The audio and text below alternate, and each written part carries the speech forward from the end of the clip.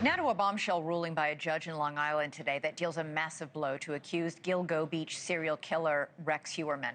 A judge is allowing prosecutors to use DNA evidence that was analyzed with cutting-edge technology in his upcoming trial. Heuermann has pleaded not guilty to the deaths of 7 women in a series of killings from 1993 to 2011. The decomposed remains of most of the women were discovered near a remote area of Long Island called Gilgo Beach. Investigators say a California lab was able to analyze those degraded remains through genome sequencing. It's a method of DNA analysis that has never been used as evidence in New York courts before. That testing, they claim, linked hairs from 6 of the 7 Gilgo Beach victims to Heuermann, his wife, and his daughter. That includes links to a hair that was found on a pizza box that Heuermann tossed in the trash the day he was arrested. The defense has filed a motion arguing the California company isn't licensed in New York State, and so using its results would violate state health laws. A hearing on that is set for later in September.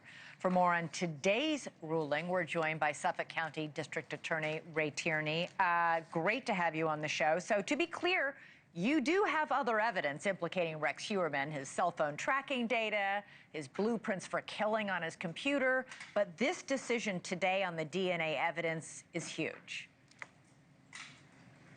Yeah, it is significant. As you said, we do have other evidence, but I think the DNA evidence sort of ties everything together. And when you take the evidence as a whole, we submit it's a strong case. Astria Forensics, which is this company in California, uses new technology to analyze old degraded DNA. It's a California lab. It has tied Heuermann directly to the victims' bodies. But this kind of DNA analysis has never been used in a New York court, only in a handful of cases, actually, nationwide.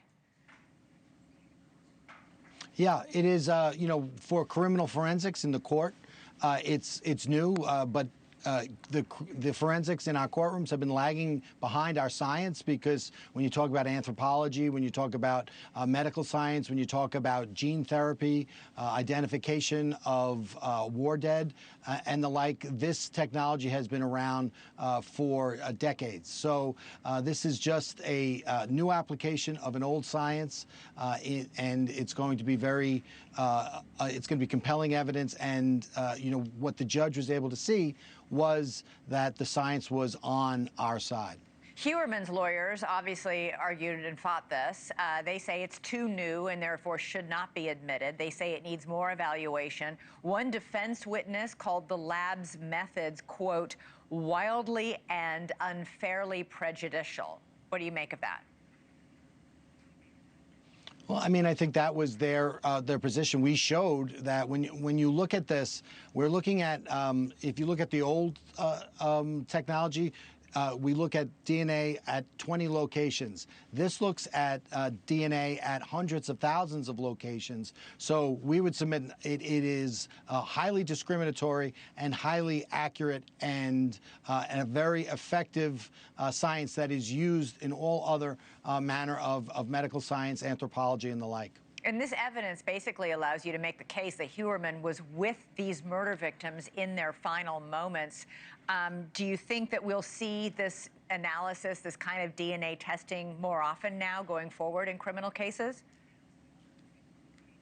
Well, as I said, this is the courtroom has just caught up to the rest of science. So this is we started out with certain methodologies in DNA, and we've moved. The one we're currently using is STR, SNP to SNP comparisons and whole genome sequencing, which this is the future. We will definitely be seeing this in more and more cases. When is this case going to trial? So we're back on in court on September 13th to answer those motions that you just referenced before. Mm-hmm. And we anticipate at that time the judge will set a trial date. All right. Ray Tierney, District Attorney for Suffolk County, on a big win today. Thank you so much. Really appreciate it. Thank you for watching. Subscribe below and download our NewsNation app right now on your phone, and you will get fact-based, unbiased news for all Americans.